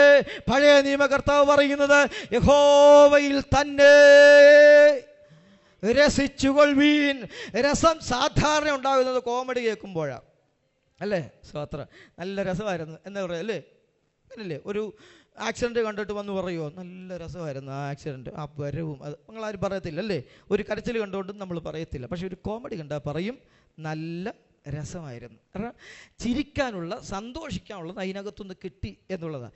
ഇതുപോലെ സന്തോഷിക്കാനുള്ള, ഇതുപോലെ ഞാൻ പറയുന്നില്ല, ക്ഷമിക്കണം, ഇതിനേക്കാൾ അപ്പുറം സന്തോഷിക്കാൻ ഒരു വക നമുക്കുണ്ട്. അത് പരിശുദ്ധാത്മാവിലെ സന്തോഷമാണ്. ഹല്ലേലൂയ. നമ്മുടെ ജീവിതത്തിൻ്റെ പ്രതിസന്ധി ഘട്ടത്തിൽ, നമ്മുടെ ജീവിതത്തിൻ്റെ പ്രയാസഘട്ടത്തിൽ, ജീവിതത്തിൻ്റെ മേഖലകൾ മുൻപോട്ട് കടന്നുപോയിക്കൊണ്ടിരിക്കുമ്പോൾ ഓരോ ഭാഗങ്ങളും തള്ളി നീക്കുവാൻ ഭാരപ്പെട്ട് തോണി തുഴഞ്ഞു മുൻപോട്ട് പോകുവാൻ വയ്യാതെ മുൻപിൽ പ്രതിസന്ധിയുടെ തിരമാലകൾ ഉയരുമ്പോഴും സ്തോത്രം അതെങ്ങനെ മുൻപോട്ട് കൊണ്ടുപോകണമെന്നറിയാതെ ആമേൻ സ്തോത്രം പൗലോസ് അപ്പോസ്തലനോട് കൂടെയുള്ള അതിൻ്റെ പ്രമാണികളൊക്കെ കുഴയുമ്പോഴും അതിൻ്റെ അകത്തൊരുത്തൻ സമാധാനത്തോടെ ഇരിപ്പുണ്ട്. അവൻ ഒരു കാര്യം പ്രാപിച്ചിട്ടുണ്ട്. ആമേൻ, നിങ്ങളാരും ഭയപ്പെടേണ്ട, ഞാൻ സേവിക്കുന്ന എൻ്റെ ദൈവം കഴിഞ്ഞ രാത്രിയിൽ എന്നോട് പറഞ്ഞു നീ നിൽക്കേണ്ടിടത്ത് ഞാൻ നിന്നെ കൊണ്ടെത്തിക്കുമെന്നുള്ളത്. അപ്പോൾ സ്വത്രം പ്രതിസന്ധികളെ കണ്ട് സഹതടവുകാരും അതിൻ്റെ മേലധികാരികളും എല്ലാം ഭാരപ്പെട്ട് പ്രതിസന്ധിയിലായപ്പോൾ, പ്രയാസപ്പെട്ടപ്പോൾ, ഞെരുക്കത്തിൻ്റെ പ്രശ്നങ്ങൾ, ജീവിതം എങ്ങനെ മുൻപോട്ട് കൊണ്ടുപോകും, ഇവിടം കൊണ്ട് അവസാനിക്കും, ഈ ആഴി ഞങ്ങളെ വിഴുങ്ങുമെന്ന് ചിന്തിക്കുമ്പോഴും അതിൻ്റെ നടുവിൽ ഒരുവൻ സമാധാനത്തോടെ ഇരിക്കുന്നു. നിന്റെ സമാധാനത്തിന്റെ കാരണം എന്താ എന്ന് ചോദ്യം പറഞ്ഞു. ഞാൻ സേവിക്കുന്ന എൻ്റെ ദൈവം കഴിഞ്ഞ രാത്രിയിൽ എന്നോട് വ്യക്തമായി സംസാരിച്ചു. ഇന്ന് രാത്രിയിലും ഇതിനകത്തിരിക്കുന്ന ദൈവജനമേ, നാം സന്തോഷിക്കുന്നത് നമ്മുടെ ഭവനത്തിന്റെ സന്തോഷമല്ല, നാം സന്തോഷിക്കുന്നത് നമ്മുടെ ജോലിയുടെ ലഭിച്ച നന്മയല്ല, നാം സന്തോഷിക്കേണ്ടത് പരിശുദ്ധാത്മാവിന്റെ യഥാർത്ഥമായ സന്തോഷമാണെന്ന് ഉറപ്പ് പ്രാപിച്ചവർ ദൈവത്തെ സ്തുതിച്ചാട്ടെ. കാറ് കിട്ടിയപ്പോൾ സന്തോഷിച്ചാൽ ഇടിക്കുമ്പം കരയേണ്ടി വരും. കരഞ്ഞു പോകും, അല്ലേ? എന്താഗ്രഹം. 15 വർഷം കഴിഞ്ഞു, എന്നാലും അപ്പോഴും എന്ത് ചെയ്യുക, കരച്ചില്ല. കാറെടുത്തിട്ട് 15 വർഷം റീടെസ്റ്റ് ആകാൻ അടുത്ത് 2 മാസങ്ങൾ, അന്നേരം അയ്യോ എന്ന് കരയും. കാരണം എന്താ, അന്നേരം ഒരു സന്തോഷമുണ്ടായി. സ്വോത്രം ആമേ സ്വോത്രം. ഗോശാലയിൽ കന്നുകാലികളൊന്നും ഇല്ലെങ്കിലും, അല്ലേ, മേച്ചിൽ പുറം ആട്ടിൻകൂട്ടങ്ങളെ കൊണ്ട് നിറഞ്ഞില്ലെങ്കിലും, വീഞ്ഞോ പിന്നെ ഒലിവിൻ്റെ അനുഭവം ഒന്നും കിട്ടിയില്ലെങ്കിലും സ്വോത്ര ദൈവഭക്തൻ പറയും ഞങ്ങൾ യഹോവയിൽ എന്ത് ചെയ്യും, ആനന്ദിക്കും. സ്വോത്രം. കാരണം അവൻ്റെ വിഷയം കന്നുകാലിയുടെ എണ്ണം നോക്കിയല്ല. സ്വോത്രം 1 സ്വോത്രം 2 സ്വോത്രം 3 സ്വോത്രം അങ്ങനെ എണ്ണം നോക്കി സ്വോത്രം പറഞ്ഞവനല്ല, ആടിൻ്റെ എണ്ണം നോക്കി സ്വോത്രം പറഞ്ഞവനല്ല, പിന്നെ അവൻ അറിഞ്ഞ സത്യത്തെ കണ്ടുകൊണ്ട് സ്വോത്രം പറഞ്ഞവനാണ്. ഇന്ന് രാത്രിയിൽ ദൈവരാജ്യത്തെ സന്ദേശത്തിൻ്റെ 2ാം ഭാഗത്ത് നമ്മൾ നിൽക്കുമ്പോൾ നമ്മുടെ സന്തോഷമെന്ന് പറയുന്നത് ദൈവരാജ്യത്തിൻ്റെ സന്തോഷം പരിശുദ്ധാത്മാവിലായിരിക്കട്ടെ. നാം വളരെ സ്വോത്രം കരച്ചിലോടും നിലവിളിയോടും മനസ്സിലാക്കേണ്ട ഒരു സന്ദേശമുണ്ട്. ഈ തലമുറയിൽപ്പെട്ടവർ പലരും പരിശുദ്ധാത്മാവിന്റെ സന്തോഷം എന്തെന്ന് പോലും അറിയുന്നില്ല. Price the lord. ഹല്ലേലൂയ. വളരെ ദുഃഖത്തോടെ പറയാം, ഈ തലമുറ ആരാധിക്കുന്ന നമ്മുടെ പിതാക്കന്മാരെയോ നമ്മുടെ അല്പം കൂടെ താഴെയുള്ളവരോ പോയി കഴിഞ്ഞാൽ ആരാധിക്കാൻ, സ്തോത്രം പറയാൻ നമ്മുടെ സഭയിൽ ആരുണ്ടാകുമെന്ന് ചോദിച്ചാൽ മൂക്കത്ത് വിരൽ വെച്ച് കുനിഞ്ഞു നിൽക്കുകയേ പറ്റത്തുള്ളൂ. കാരണം അഭിഷേകം പ്രാപിച്ചവരുടെ എണ്ണം കുറഞ്ഞു, കാത്തിരിപ്പ് യോഗങ്ങൾ കുറഞ്ഞു. സ്തോത്രം. അഭിഷേകം പ്രാപിച്ച് അടങ്ങൂന്നുള്ള ആവേശം കുറഞ്ഞു. കാരണം ലോകത്ത് രസിക്കാനേറെയുണ്ട്. ഒറ്റ വിരൽ കൊണ്ട് സ്തോത്രം രസിക്കാനുള്ളത് കയ്യിലിരിക്കുമ്പോൾ പരിശുദ്ധാത്മാവിന്റെ സന്തോഷം ആർക്ക് വേണമെന്നുള്ള ചിന്തയിൽ ലോകം മുഴുകുമ്പോൾ ഇതെല്ലാം പോകുന്ന സന്തോഷമാണ്. പക്ഷേ പോകാത്തതും നിലനിൽക്കുന്നതുമായ ദൈവരാജ്യത്തിന്റെ ഒരു സന്തോഷമുണ്ട്. ആ സന്തോഷം പ്രാപിക്കുവാൻ തലമുറകൾ യേശുവിനായി മാറട്ടെ, തലമുറകൾ ദൈവരാജ്യത്തിന്റെ സന്ദേശത്തിനായി മാറട്ടെ എന്ന് ഇന്ന് രാത്രി ഈ തിരുവെഴുത്തിലൂടെ ഒരു സന്ദേശമായി കൈമാറുന്നു. ഹല്ലേലൂയ. എൻ്റെ പിതാവ് അഭിഷേകം പ്രാപിക്കുവാൻ വേണ്ടി ദൈവസന്നിധിയിൽ ഇരുന്നു. അദ്ദേഹം പ്രാപിക്കുവാൻ വേണ്ടി ഇരുന്നപ്പോൾ തീരുമാനമെടുത്തത്, പ്രാപിച്ചിട്ട് ഞാൻ എഴുന്നേൽക്കൂ. സ്തോത്രം. അദ്ദേഹം അഭിഷേകം പ്രാപിക്കുവാൻ ഇരുന്നപ്പോൾ ഞങ്ങളുടെ സഭയിലുള്ളവർ, അറിവുള്ളവരെല്ലാം പറഞ്ഞു പാടാകിട്ടാൻ. കാരണം അങ്ങനെ ആയിരുന്നു, പാടിനുള്ളതൊക്കെ ഉള്ള പാടുകളെല്ലാം ഉണ്ടായിരുന്നു. സ്തോത്രം. പക്ഷേ തമ്പുരാൻ ആ ഇരിപ്പങ്ങ് മാനിച്ചു, അഭിഷേകം കൊണ്ട് നിറച്ചു. സ്തോത്രം. രാത്രിയിൽ ഈ സന്തോഷം കയറിയിട്ട് ഉറങ്ങിയില്ല. 4 മണിയായപ്പോൾ എഴുന്നേറ്റ് അദ്ദേഹം ഓടി. അദ്ദേഹം പണ്ട് തല്ലിയവരെല്ലാം വീട്ടിൽ പോകുക. സ്തോത്രം. വെളുപ്പിനെ എഴുന്നേറ്റ് പണ്ട് തല്ലിയവരുടെ വീടിൻ്റെ മുമ്പിൽ നിൽക്കുമ്പോൾ ഓർത്ത്, ഈ പുള്ളി പെന്തോക്കോസാന്ന് പറഞ്ഞിട്ട് പിന്നെയും തല്ലാൻ വന്നിരിക്കുന്നു. ആ ചാടി അകത്ത് കയറി ഭാര്യയെ പറഞ്ഞ് വെളിയിലോട്ട് വിട്ടു. രാജൻ വന്ന് നിൽക്കുന്ന എന്നാന്ന് ചോദിക്കുക, ഞാനതൊക്കെ വിട്ടതല്ലേ, അവനോട് പറ വീട്ടിൽ പോകാൻ പറ. ആ ചാച്ചൻ എന്നിട്ട് പറഞ്ഞല്ല, എനിക്ക് താങ്കളോട് ക്ഷമ ചോദിക്കണം. അവരുടെ കാല് പിടിച്ച് ക്ഷമ ചോദിച്ചിട്ട് പറഞ്ഞു, ഞാൻ അഭിഷേകം പ്രാപിച്ചു, ആ സന്തോഷമുള്ളത് കൊണ്ട് എനിക്ക് ഇന്നലെ രാത്രിയിൽ ഉറങ്ങാൻ കഴിഞ്ഞില്ല. നിങ്ങളുടെ അടുക്കൽ വന്ന് ക്ഷമ ചോദിക്കും വരെയും എൻ്റെ മനസ്സ് അസ്വസ്ഥമായിരുന്നു. ഇന്ന് രാത്രി സന്ദേശം കേൾക്കുന്നവരെ, പരിശുദ്ധാത്മാവിൻ്റെ സന്തോഷം എന്ന് പറയുന്നത് അത് ജഡത്തിന്റെ സന്തോഷമല്ല, അത് പുഷ്ടിയുടെ സന്തോഷമല്ല, അത് ദൈവരാജ്യത്തിന്റെ സന്തോഷമാണ്. ഹല്ലേലൂയ. പിവൈമന്റെ ക്യാമ്പിൽ ഞാൻ അഭിഷേകം പ്രാപിച്ച സ്തോത്രം എൻ്റെ അനുഭവം ഞാൻ പറയുകയുണ്ടായി. അഭിഷേകം പ്രാപിച്ച കാലഘട്ടങ്ങളിൽ ഞാൻ ദൈവമുമ്പിൽ സ്തോത്രം വളരെ സ്തോത്രം മോശമായി ജീവിക്കുന്നൊരു കാലമായിരുന്നു. എൻ്റെ ജീവിതത്തിൻ്റെ സ്തോത്രം ക്രമക്കേടുകൾ മനസ്സിലാക്കി എൻ്റെ അമ്മ എന്നോട് പറഞ്ഞ വാക്ക് പിന്നെ എന്നെ ആ വീട്ടിൽ നിൽക്കാൻ പ്രേരിപ്പിച്ചില്ല. എൻ്റെ അമ്മ എന്നോട് പറഞ്ഞു, എനിക്ക് 5 മക്കളിൽ നീ കൂടാതെ ഇനി 4 പേരോട്, എനിക്ക് അവരെ ഒന്ന് ചൊവ്വേന്നേരെ വളർത്തണമെന്ന് ആഗ്രഹമുണ്ട്. അതുകൊണ്ട് പറയാതെ പറഞ്ഞു ഇറങ്ങിപ്പോക്കോളാൻ. സ്തോത്രം. പിന്നെ അവിടെ നിൽക്കാൻ എനിക്ക് തോന്നിയില്ല. ഒരൊറ്റപ്പോക്ക്. സ്തോത്രം. മദ്രാസിൽ പോയി അവിടെ ചെന്ന് ഒറ്റപ്പെട്ടിരുന്നപ്പോൾ കാര്യം പിടികിട്ടി, എൻ്റെ ജീവിതം എന്തുകൊണ്ട് ഇങ്ങനെയായി. ഒരു കാര്യം എൻ്റെ ഹൃദയത്തിൽ ദൈവാത്മാവ് സംസാരിച്ചു, പരിശുദ്ധാത്മാവിൻ്റെ അഭിഷേകം പ്രാപിക്കാത്തതുകൊണ്ടാണെന്ന്. സ്തോത്രം. കാരണം പരിശുദ്ധാത്മാവ് വരുമ്പോൾ സ്തോത്രം പാപത്തെക്കുറിച്ചും നീതിയെക്കുറിച്ചും ന്യായവിധിയെക്കുറിച്ചും ബോധം വരുത്തും. സ്തോത്രം. അവിടെ പോയി ഒറ്റയ്ക്കിരുന്നപ്പോഴാണ് എനിക്ക് ബോധം വന്നത്, എന്തൊക്കെയാണ് ഞാൻ ചെയ്തു കൂട്ടിയത്, എങ്ങനെയൊക്കെയാണ് നടന്നത്. എൻ്റെ തമ്പുരാനെ, എനിക്കിതിൽ നിന്ന് മാറാൻ ഞാൻ എന്ത് ചെയ്യണം? തിരിച്ച് നാട്ടിൽ ചെല്ലാൻ പറ്റത്തില്ല. സ്തോത്ര. ദൈവസേനയിൽ ഇരുന്നു. 21 40 40 അതിൽ കൂടിയാൽ കൂടി അഭിഷേകം തരാതെ ഈ മുറിക്കകത്തൊന്നും ഇറങ്ങത്തില്ലെന്ന് സ്തോത്രം. ചെന്നൈയിലെ ഒരു വടപളയിലുള്ള ഒരു മുറിക്കകത്ത്, വളരെ ചൂടുള്ള കാലാവസ്ഥ സമയത്തൊരു മുറിക്കകത്ത് വേർത്ത് കുളിച്ചുകൊണ്ടിരുന്ന് ഞാൻ ദൈവത്തോട് കരഞ്ഞപേക്ഷിച്ചു. 3-ാം ദിവസം ദൈവസേനയിൽ പ്രാർത്ഥിച്ചു കൊണ്ടിരിക്കുമ്പോൾ ആരുമില്ല, ഏകനായി ദൈവസേനയിൽ കരഞ്ഞ്, കർത്താവേ, എൻ്റെ ജീവിതത്തിന് സ്വഭാവത്തിന് രൂപാന്തരം വരണമെങ്കിൽ അങ്ങയുടെ ആത്മാവെന്നിൽ വന്നിട്ടല്ലാതെ പറ്റത്തില്ല. എന്നെ കൊണ്ട് ജീവിക്കാൻ പറ്റുന്നില്ല.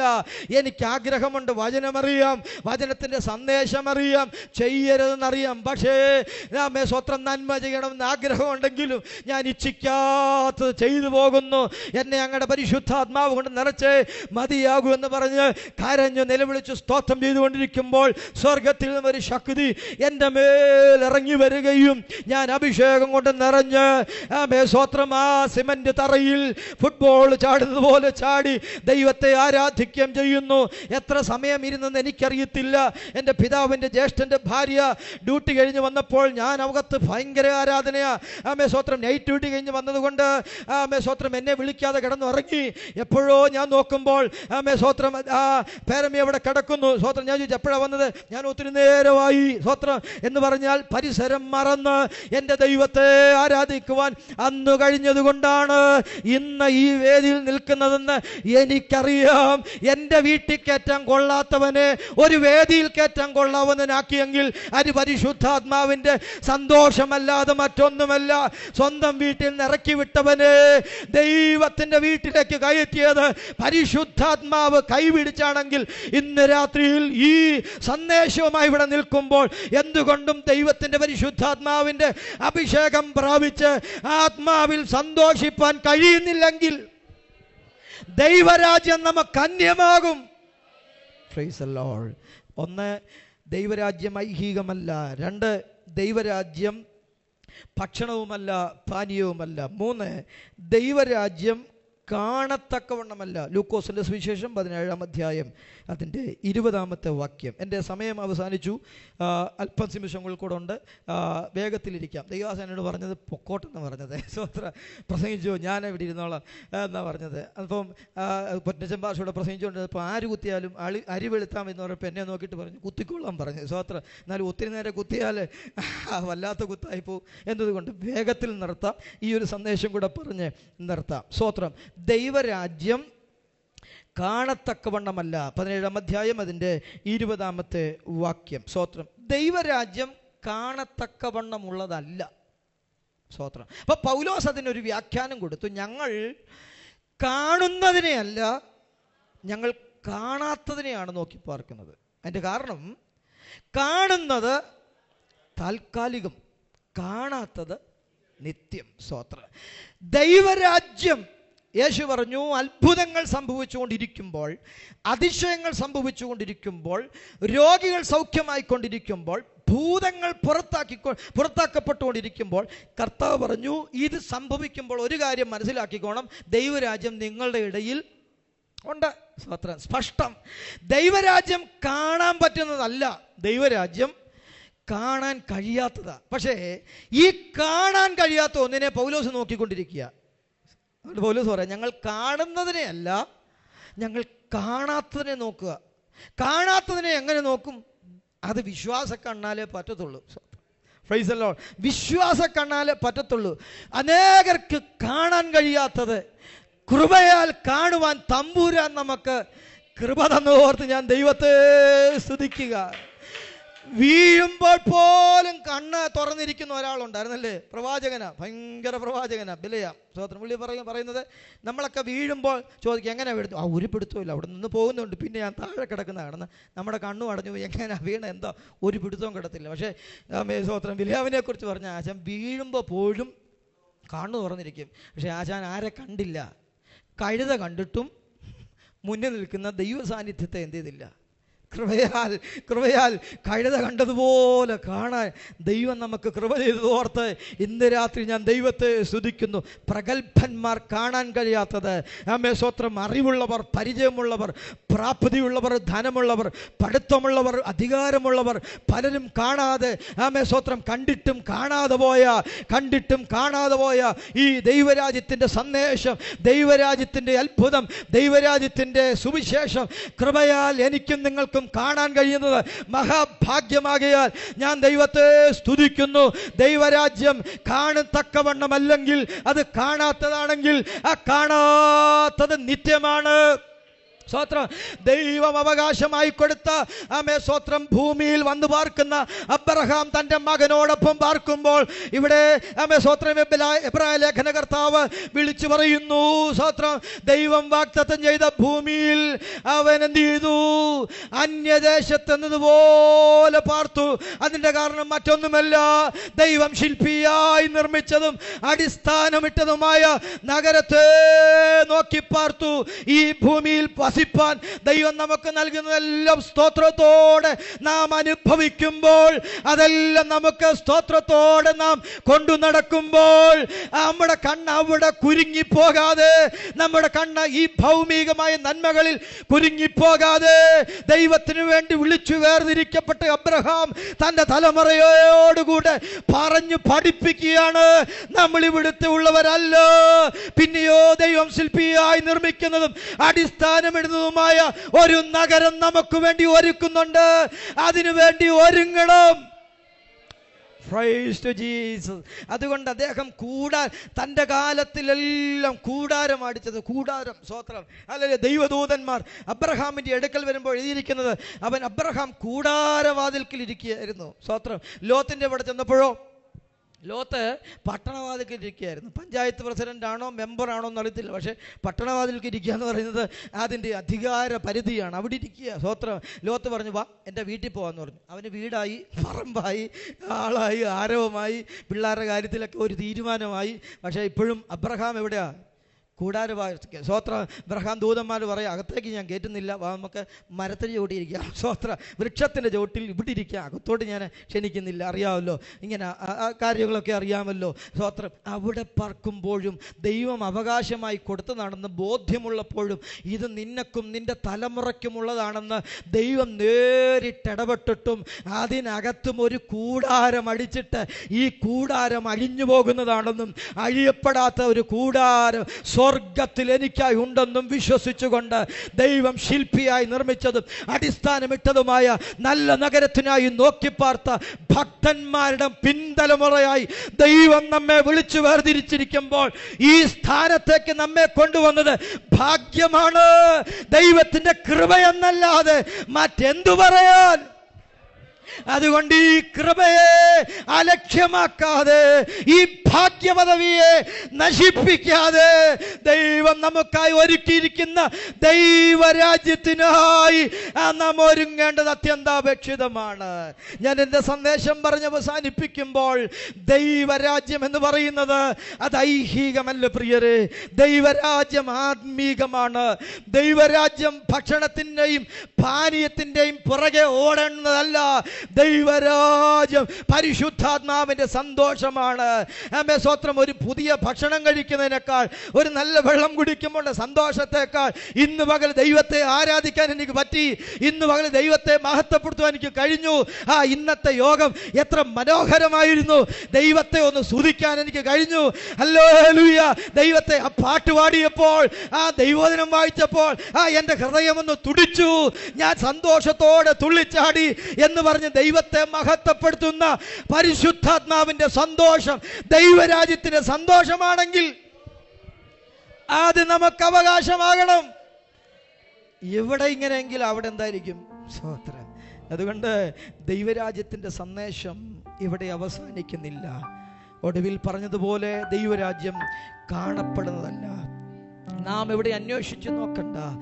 നമ്മുടെ കണ്ണിന് നഗ്നനേത്രങ്ങൾ കൊണ്ട് കാണാത്തതും ആത്മക്കണ്ണ് തുറന്നാൽ കാണാൻ കഴിയുന്നതുമായ ഒരു ദൈവരാജ്യത്തിൻ്റെ സാന്നിധ്യം നമ്മുടെ ഇടയിലുണ്ട്. ഇന്ന് രാത്രിയിൽ നാം ഇരിക്കുന്നത് ദൈവരാജ്യത്തിലാണ്. ആമേൻ. സ്തോത്രം. എഫേസ്യ ലേഖനം 2-ാം അധ്യായത്തിൽ പറയുന്നു, അകൃത്യങ്ങളാലും പാപങ്ങളാലും മരിച്ചവരായിരുന്നു നമ്മെ അവൻ ഉയർത്തെഴുന്നേൽപ്പിച്ച് എവിടെ ഇരുത്തിയിരിക്കുന്നു? സ്വർഗത്തിലിരുത്തിയിരിക്കുന്നു. സ്തോത്രം. സ്വർഗത്തിലിരുത്തിയിരിക്കുന്നു. ഒരു ഉദാഹരണം പറഞ്ഞുകൊണ്ട് ഞാൻ അവസാനിപ്പിക്കുകയാണ്. സ്തോത്രം. സ്വർഗത്തിലിരുത്തിയിരിക്കുന്നു. നാം ഇപ്പോൾ ഇരിക്കുന്നത് മുളക്കുഴയിലാണെങ്കിലും നമ്മെ ദൈവം ഇരുത്തിയിരിക്കുന്നത് സ്വർഗത്തിലാണ്. ഹല്ലേലൂയ. നമ്മെ ഇരുത്തിയിരിക്കുന്ന ദൈവം സ്വർഗത്തിലാണ്. ആമേൻ. സ്തോത്രം. ചില വർഷങ്ങൾക്ക് മുമ്പ് തിരുവല്ലയിൽ റെയിൽവേ സ്റ്റേഷനിൽ വെച്ച് ആമേൻ സ്തോത്രം എൻ്റെ വാഹനം റോഡ് സൈഡിൽ പാർക്ക് ചെയ്തു എന്ന കാരണത്താൽ എനിക്കൊരു പെറ്റി കിട്ടി. സ്തോത്രം. റെയിൽവേ പോലീസ് എനിക്കൊരു പെറ്റി എഴുതി തന്നു. അവർ പറഞ്ഞു, നിങ്ങൾ കോട്ടയത്തുള്ള കോടതിയിൽ വന്ന് ഇതിൻ്റെ പെറ്റി അടയ്ക്കണമെന്ന് പറഞ്ഞു. സ്തോത്രം. ഏറിയ വർഷങ്ങൾക്ക് മുമ്പാണ്. ആമേൻ സ്തോത്രം. സുവിശേഷ വേലയിൽ അന്നില്ല ഞാൻ, അതിനൊക്കെ മുമ്പുള്ള കിടക്കുന്ന കാര്യമാണ്. സ്തോത്രം. അപ്പോൾ അന്ന് ഞാൻ ജോലി ജോലി ചെയ്ത് കൊണ്ടിരിക്കുന്ന കാലത്ത് അങ്ങനെ എനിക്കൊരു പെറ്റ് കിട്ടി. ഒരു 2 മിനിറ്റ് ഞാൻ റോഡ് സൈഡിൽ വണ്ടി വെച്ചിട്ട് എൻ്റെ പെങ്ങളുടെ ബാഗ് അകത്ത് കൊണ്ട് വെച്ചിട്ട് തിരിച്ചു വന്നു. 2-3 മിനിറ്റ് കഷ്ടിയെടുത്ത് കാണാം. തിരുവല്ല റെയിൽവേ സ്റ്റേഷനിൽ അത്രയും ഉള്ളൂ, അകത്തേക്ക് പോകാനില്ല. പക്ഷേ ഞാൻ തിരിച്ചു വന്നപ്പോഴത്തേന് എനിക്കൊരു പെറ്റ് കിട്ടി. എന്തുമാകട്ടെ, ഞാൻ ചെയ്തത് തെറ്റാ, അതുകൊണ്ട് എനിക്ക് പെറ്റ് കിട്ടി. അവർ പറഞ്ഞത് കോട്ടയത്തെ കോടതിയുണ്ട്, അവിടെ വരണം. ഞാൻ കോട്ടയത്തെ കോടതിയിലേക്ക് പറയപ്പെട്ട ദിവസം രാവിലെ തന്നെ ഞാൻ എത്തി. ഞാൻ കോടതി തപ്പി ആ കോട്ടയം റെയിൽവേ സ്റ്റേഷനിൽ മുഴുവൻ നടന്നു. എവിടെയാണ് കോടതി എന്ന് എഴുതി വെച്ചിരിക്കുന്നത് നോക്കി നടന്നു. അവിടെ എങ്ങും കോടതി എന്ന് എഴുതി വെച്ച ഒരു മുറി പോലും ഞാൻ കണ്ടില്ല. കോടതി മുറി തപ്പി നടന്നിട്ട് ഒടുവിൽ ഞാനൊരു പോലീസുകാരനെ കണ്ടപ്പോൾ ചോദിച്ചു, സാർ എവിടെയാണ് ഈ കോടതി എന്ന് ചോദിച്ചു. അദ്ദേഹം പറഞ്ഞു, കോടതി ആ പാലം കയറി അങ്ങോട്ട് പോകുമ്പോൾ 2ാമത്തെ റൂം, അതിന് മുമ്പിൽ ലേഡീസിൻ്റെ വെയിറ്റിംഗ് റൂം എന്ന് എഴുതി വെച്ചിട്ടുണ്ട്, അതാണ് കോടതി എന്ന് പറഞ്ഞു. ഞാൻ അവിടെ ചെന്ന് നോക്കിയപ്പോൾ കോടതിയുടെ മട്ടും പാപവും ഒന്നുമില്ല, രീതികളൊന്നുമില്ല, ലേഡീസ് വെയിറ്റിംഗ് റൂം എന്ന് എഴുതിയിരിക്കുന്നത്. അപ്പോൾ ഞാൻ ആ പോലീസുകാരന് പറഞ്ഞു, അത് കോടതിയാണോ? അവിടെ നിൽക്കേ, ഇപ്പോൾ അത് കോടതി ആയിക്കോളൂ എന്ന് പറഞ്ഞു. അല്പനിമിഷം കഴിഞ്ഞപ്പോൾ, ഒരു 9 മണി കഴിഞ്ഞപ്പോൾ, ഒരു കുറിയ മനുഷ്യൻ പുറയിൽ കൈയൊക്കെ കെട്ടി നടന്നു വരുന്നത് ഞാൻ കണ്ടു. അദ്ദേഹത്തിൻ്റെ പുറയിൽ വസ്ത്രം ധരിച്ച ഒരു ഗുമസ്തനെ പോലെ ഒരു മനുഷ്യനും നടന്നു വരുന്നു. അവർ നടന്നു വരുമ്പോൾ ഈ കൂടെ ഒരു പോലീസുകാരൻ നടന്നു വരുന്നു. ഇദ്ദേഹം നടന്നു വന്ന് ഈ ലേഡീസിൻ്റെ വെയിറ്റിംഗ് റൂമിൻ്റെ അകത്തേക്ക് കയറി കഴിഞ്ഞപ്പോൾ ലേഡീസിൻ്റെ വെയിറ്റിംഗ് റൂം കോടതിയായി മാറി. ഈ വന്ന പോലീസുകാർ ഈ വെയിറ്റിംഗ് റൂമിൻ്റെ മുമ്പിൽ നിന്നിട്ട് പറഞ്ഞു, മിണ്ടിപ്പോകരുത്, ഇവിടെ നിൽക്കുന്ന ഒരുത്തനും മിണ്ടരുത്, സ്വത്ര ഇവിടെ നിന്ന് ചിരിക്കരുത്, മൊബൈൽ ഉണ്ടെങ്കിൽ എല്ലാം ഓഫ് ആക്കുകയോ സൈലന്റ് ആക്കുകയോ ചെയ്തോണം, കാരണം ഇത് കോടതിയാണ്. ഇതെങ്ങനെ കോടതിയായി?